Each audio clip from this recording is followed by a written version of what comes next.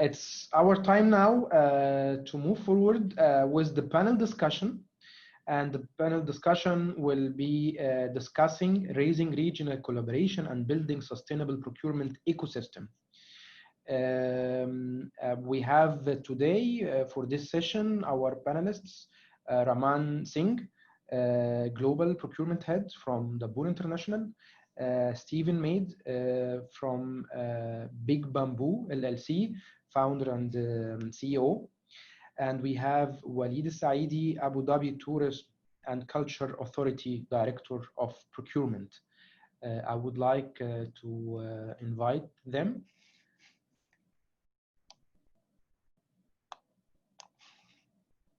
Hi, Stephen. How are you? Very well, thank you. I'll stay on mute with you guys until called. Hi, Raman. How's everything? All good. Hi, Sam. How are you? Good, good. Thank you. Saleh, I saw Waleed and then I couldn't see his name. I'm sure if he is connected. Hello, guys. I'm actually trying to reach him now. He might be disconnected because he was online just 5 minutes ago. I saw him. I'm just trying to find out if he's on yet, or and I will get back to you. Sure, we can start the panel. You can start, I think, the panel if... Exactly. All right. Okay, gentlemen. The first question, it's talking about the synergy in procurement. So using the power of synergy in procurement, leveraging procurement volumes, shared services, inventory sharing. I believe synergy in procurement, this is something very important. We spoke about this early morning. But I would really like to hear from you. Who would like to start? Stephen, would you like to start? Directly on which question? Leveraging procurement? Synergy in procurement, yeah. Leveraging the procurement volume, shared services, yeah, exactly. Yeah, well, so just for quick reference, I've started 11 companies. I've taken 3 public, 2 in enterprise, Homeland Security. So we tend to think of synergy as what we call molecular marketing, where we tend to find companies that have existing relationships and then leverage the relationships those companies already have. So a lot of times if we're going into automotive, we'll find one of the core either automotive groups or automotive agencies and try and partner with somebody that's provided services across that sector. And it allows us to leverage, just like the guy earlier said, we look for relationships and try and leverage relationships into different markets rather than just trying to go directly at a market or directly at a company. Thank you, Stephen, for this. Raman, would you like to comment on this? No, I mean, I agree with Stephen on this. Good. Let's go for the next question, which is related to SME and creating regional reliance and support local economy, and support GCC made products. I would love to have a governmental representative here, but we can start with you, Raman. Considering the SME and creating regional reliance, how we can support the local economy, either in Emirates or in our home countries. It's not easy to give opportunity to SMEs, and from procurement perspective, this is something a little bit, especially with the situation, and some companies, they couldn't stand for the pandemic. So any ideas from procurement perspective how we can support this? See, I would say a very important question, and we have to look it into more with the relevant pandemic which we had recently. It made us learn too many things, right? The world economy is crashing per se, right? And why this question is more relevant today is, one, the world has seen that, rushing towards a country for cost may not be sustainable and may not help you to sustain any crisis. With this pressure, which we have in all economies, right? Barring, including ours, it is very important that we have a regional supply chain made.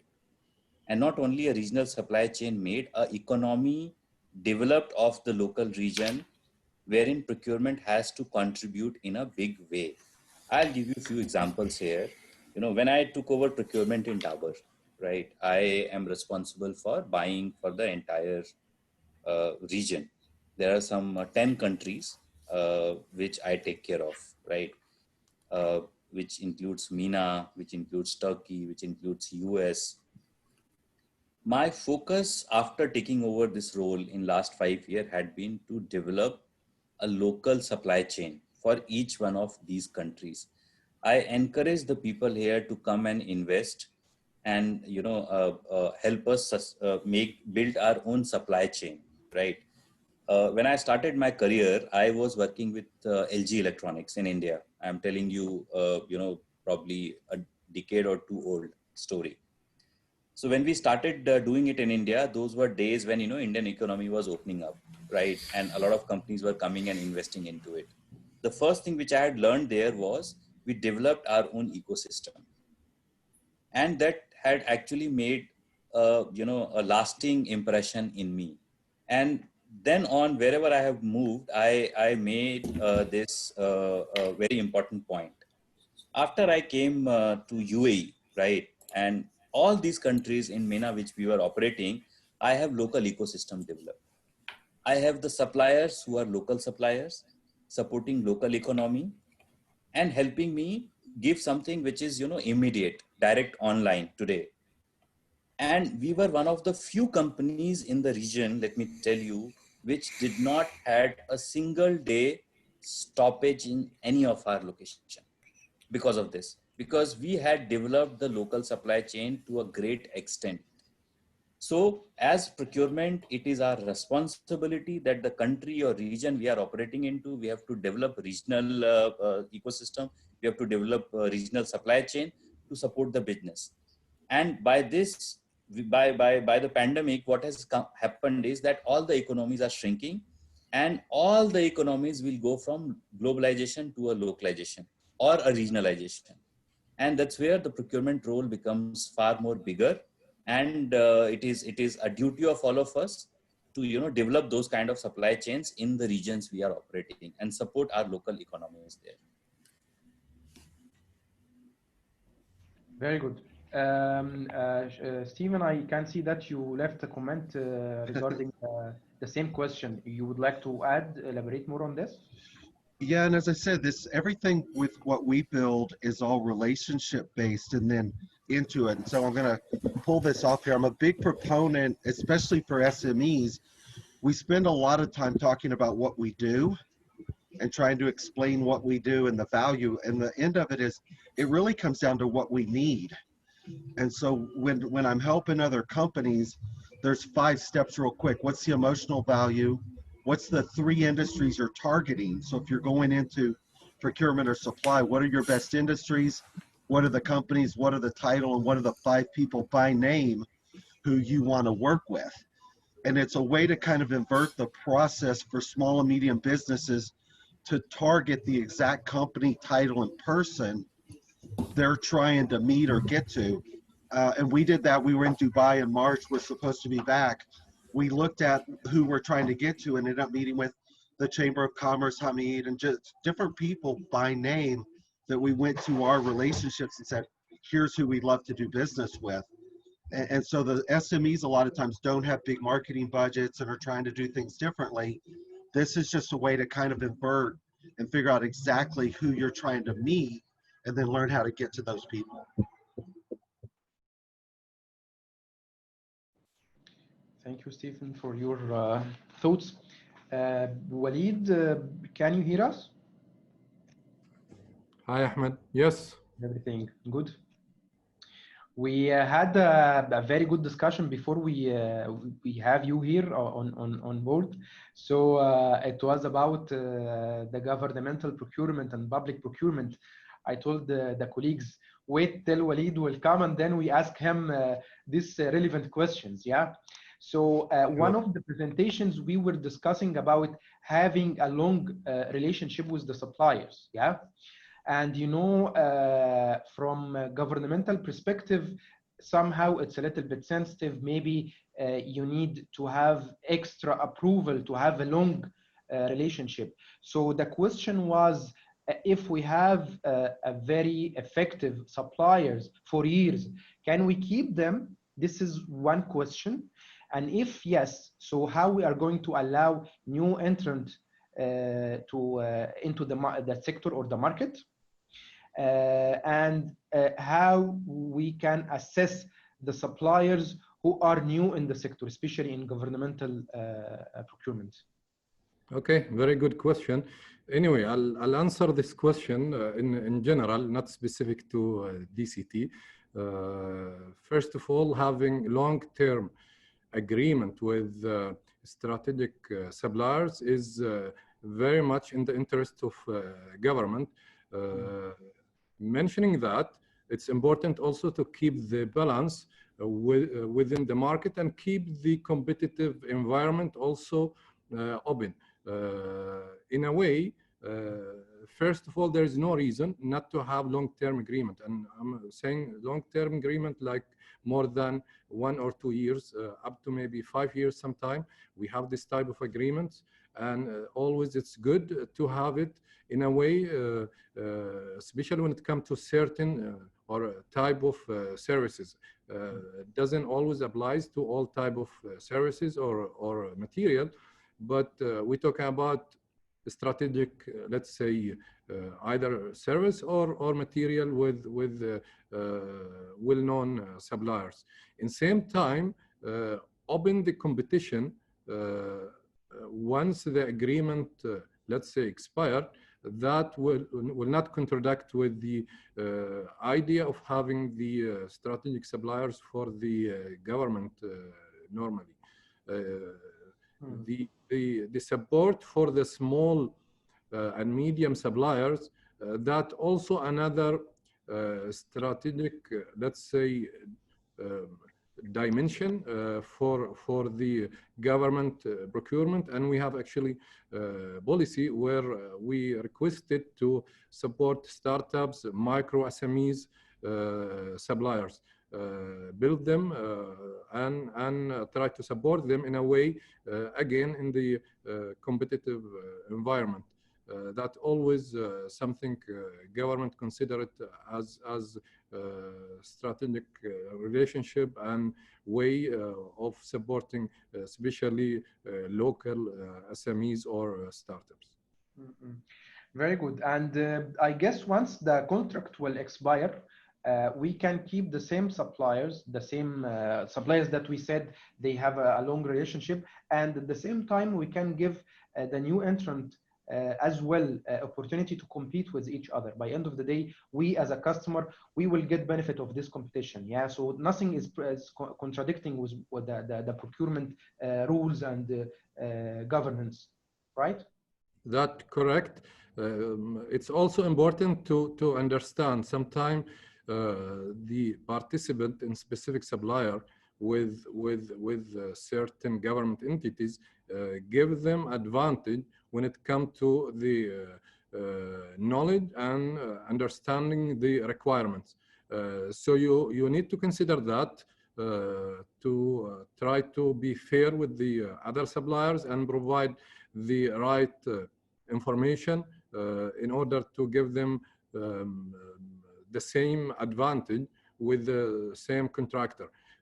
Another way to open the competitive, splitting this service or contract if it's big enough, and try to split it between more than one supplier. That's another way to first to open the competition. Secondly, to test the supplier who you believe is good, but you are not quite sure because maybe you never try the service from the same supplier before you have this let's say service or contract with them.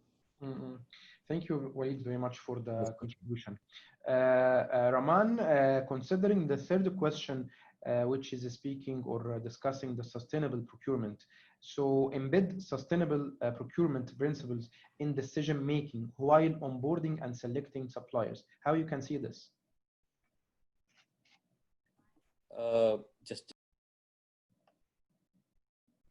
So, this. Would you like me to repeat the question? No, I've got it. So, it is when, I call it that when you are, getting a supplier on board, you are getting in a kind of marriage wherein, there are many commitment which comes from the both side.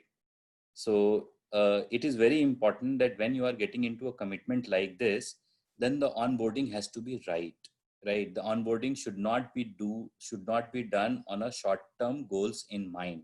It should be done in the long-term goals of the business in mind.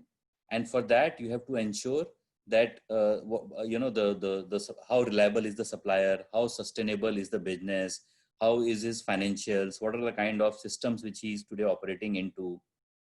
Are you seeing a long-term partnership with him in terms of, mutual growth and development? And to achieve all this, it is very, very important that at the time of onboarding, you have to go through a hell lot of thing in terms of investing time and understanding whether the needs are meeting with each other or not, right?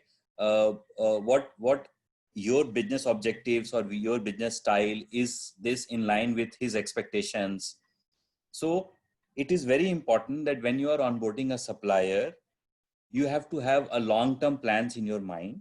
You have to have the right supplier on board. You need to do a lot of due diligence in the process, and you have to ensure that he is financially good, innovative, and able to deliver your long-term goals and targets. Totally agree, Raman.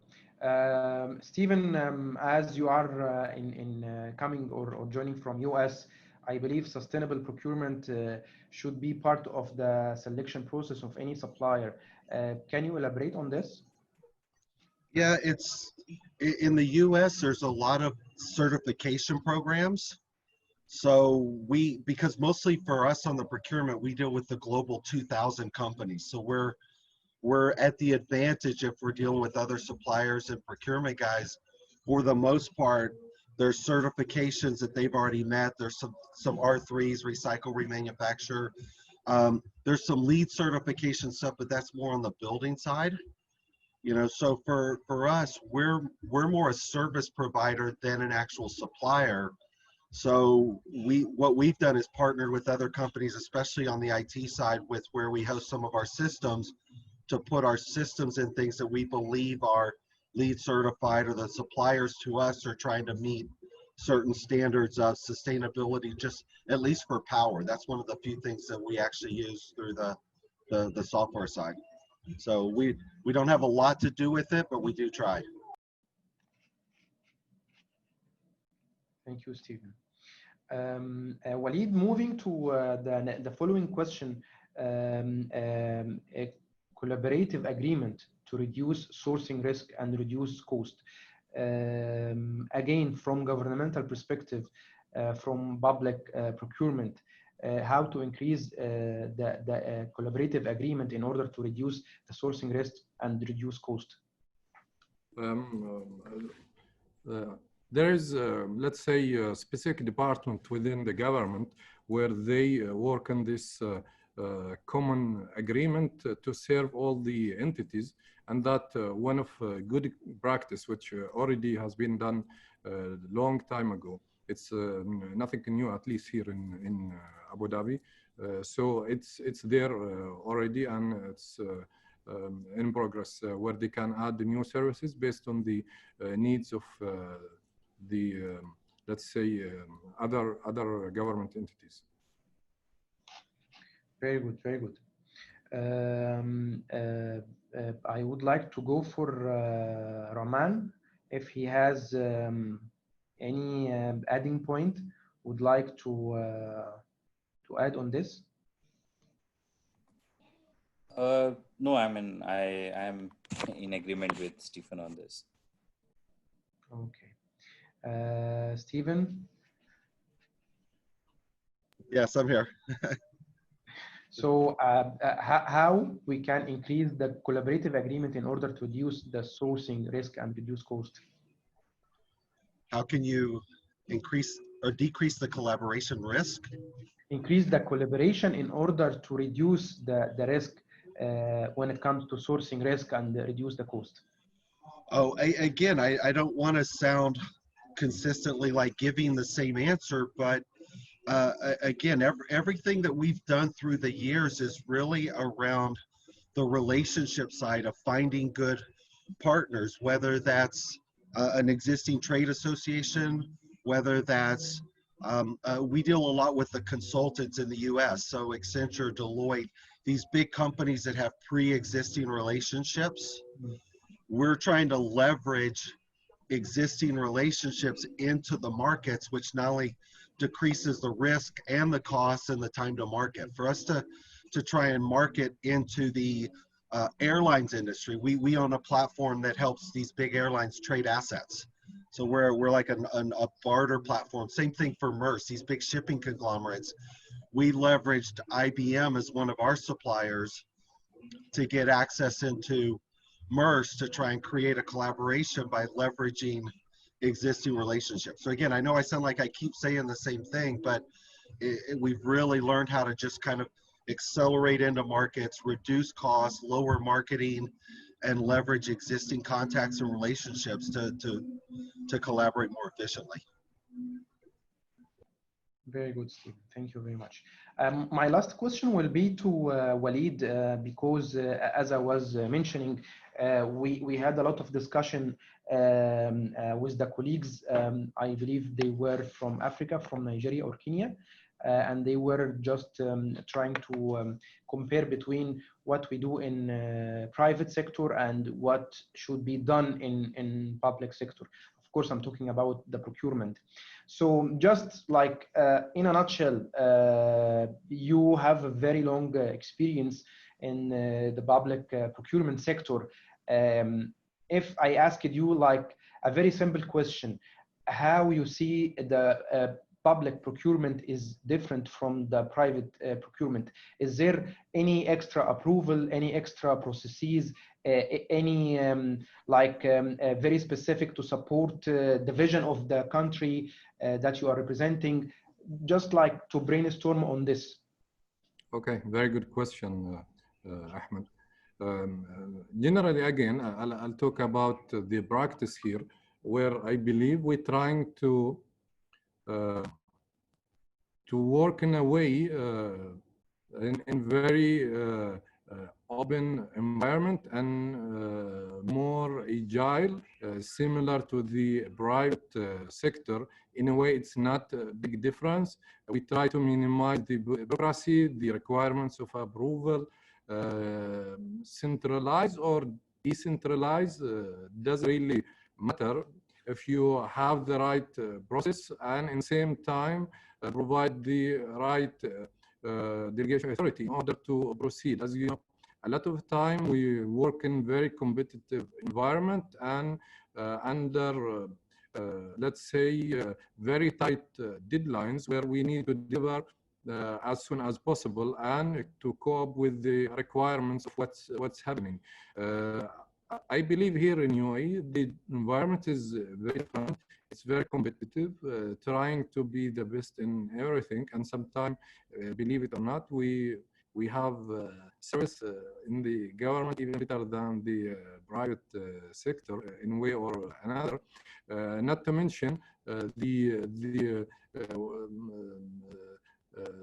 thinking of having the latest either technology, COVID-19 proven that, where personally, I find UAE and Abu Dhabi specifically, we were well prepared for this pandemic, where technology infrastructure was well established and all the requirements was done. I'll give you an example of DCT where we almost work from the first day remotely, all the team from home, and almost you did not notice any change when it comes to the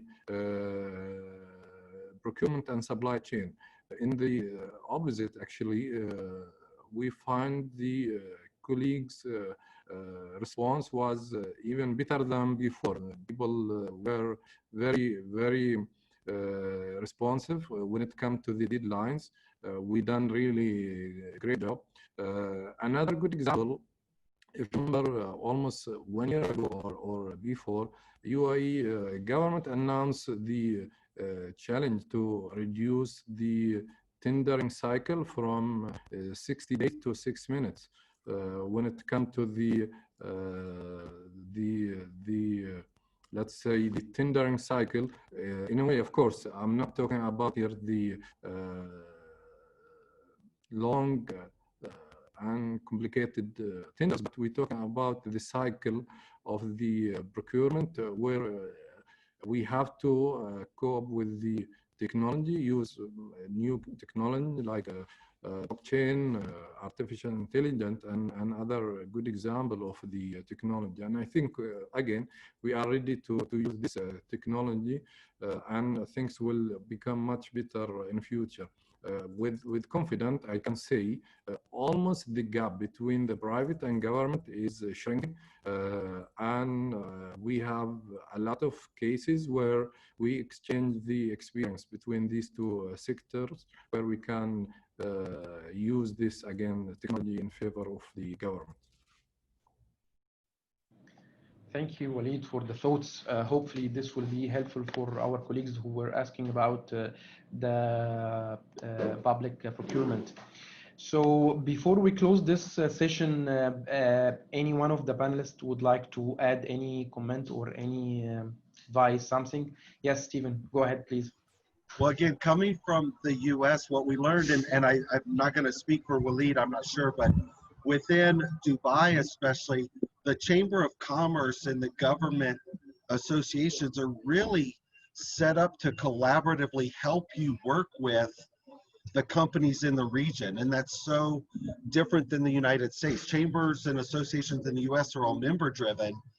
And so trying to do business within the UAE region's really been refreshingly interesting because the government does have programs set up. They do want to help and collaborate with you. It's just getting to the right people and starting that process. You know, so we found doing business in the regions really, you know, exceptionally refreshing by getting to the right people who want to collaborate and help you. Thank you, Stephen, for this. So any other comments before we close? Waleed, Stephen, Raman? Okay. For me, Ahmed, if you allow me first. Please, go ahead. Yeah, I want to thank all people who participated in this conference. I know it's a low number comparing what we expect, but really appreciate their patience, their interest in attending this conference with high professional people like you, Ahmed, and the rest of the team. It's really great efforts. And very thanks also to or special thanks to Saleh, who tried to make things really happen even with very challenging situation.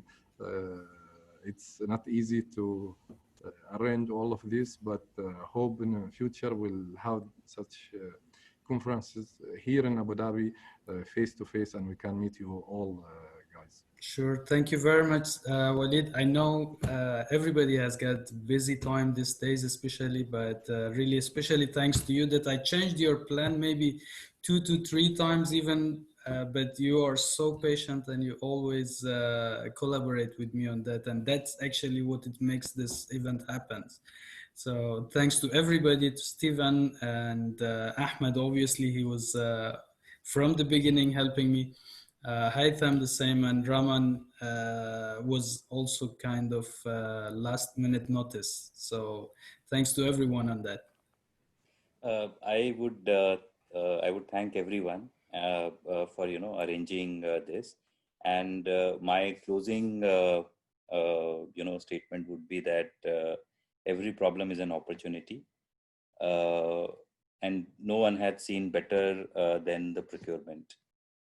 2020 would be a procurement year, irrespective of the industry you have worked for.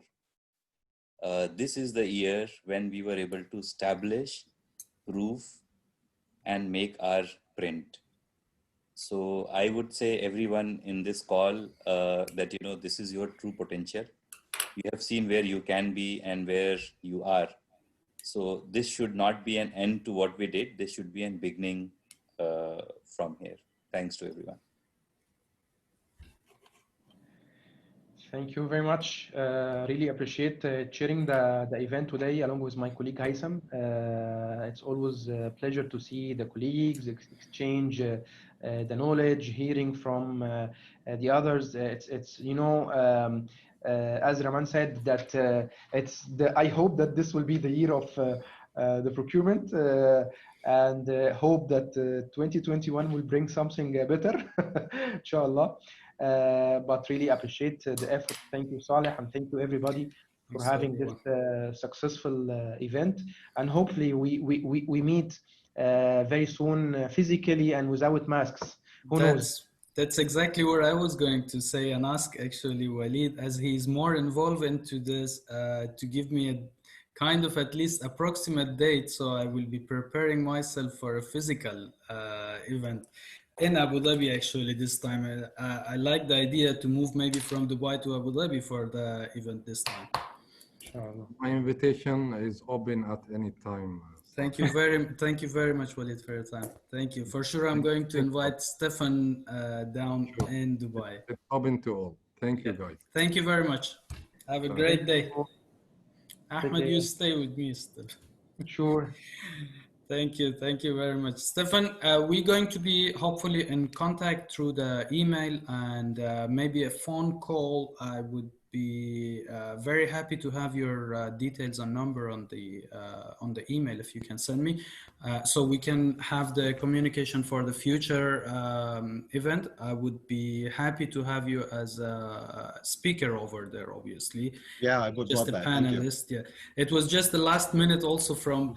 Actually, both sides was the last minute. Yeah. Hopefully, we will be in contact. If you can just drop me all the details, and I will be very happy to have you on board for the next events. Perfect. Thank you. Thanks for your time, guys. Thank you very much. Okay. All right. Bye-bye. Ahmed and Haytham, seriously, thank you so much to all of you.